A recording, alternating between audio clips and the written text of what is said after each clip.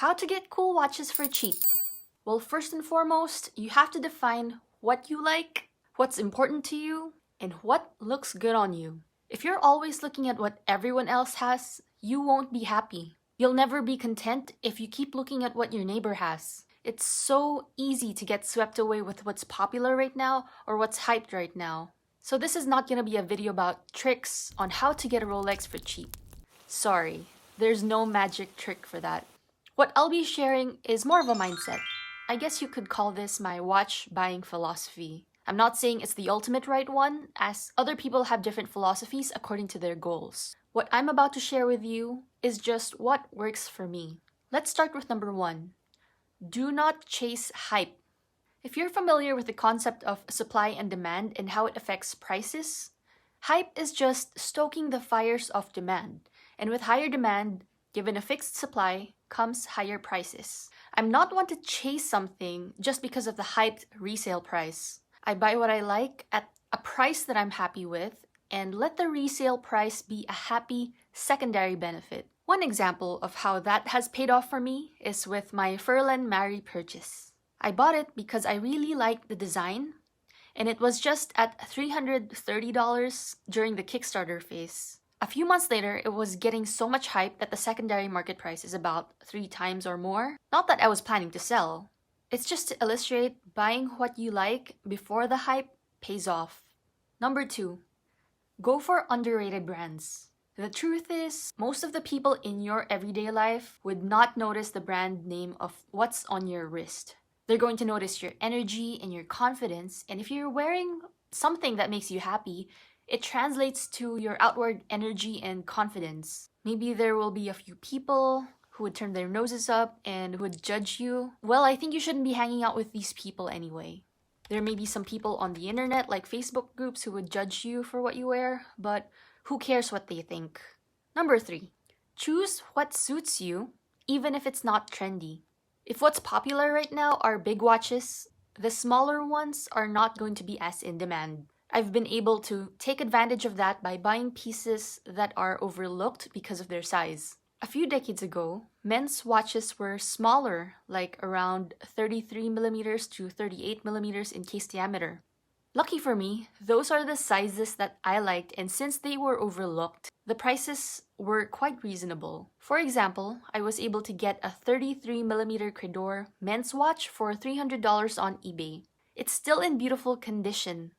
Number 4, buy with the mindset of not reselling your watch or expecting to sell it at a loss. Buying with the mindset of making a profit makes me not as careful with my purchases. And while I don't plan on selling, I can't help but look at some items being worth more in the future, which I guess makes me a little more loose with my wallet. Like, oh, buy them now, you won't be able to buy them in the future for the same price. I guess that's how I ended up having a collection of over 30 watches that I can't maximize. Now when I go window shopping online, I remind myself that I'm not buying to resell. It prevents me from buying more watches, and it makes me more motivated to get the best deal possible. Number 5, learn how to change straps by yourself. One of the aspects I consider very fun in this hobby is changing up the straps of my watches. By changing out the straps, it looks like a completely brand new watch. I've also had fun tinkering and learning how to resize bracelets. I think it gives me extra pride in my watch when I know I've put it together. Also, if you have hand-me-down watches from your grandparents or parents and the straps are worn and ratty, you can breathe new life into it by just simply getting new straps. Number 6, before buying pre-owned, do your research. You should be wary when prices are too good to be true. However, there are times when the price is so good it's so hard to turn away from it. If you find a really good deal, be sure to double check. You can search for comparison photos on Instagram, Chrono24, and eBay. If you're lucky, you can also find photos on the website of the watch brand, like Omega. I almost bought a vintage Omega a few years ago until I found a photo in the Omega archives and saw that the hands were not the same. I also recommend asking people in the Instagram watch community or in the watch forums. Number 7, be patient. Don't be in a hurry to buy something. For example, I've always wanted a vintage Art Deco watch, but everything I've seen so far were too expensive or the condition was really bad. There were times I also got outbid when I saw something nice. After 2 years of misses, I finally found a vintage Art Deco watch which ticked all the boxes. The condition was great, it was recently serviced, and the price was reasonable. And bonus, it came with a box. So just keep your eyes peeled and be patient. It might take years to get the watch you want, but it's okay, it's worth it.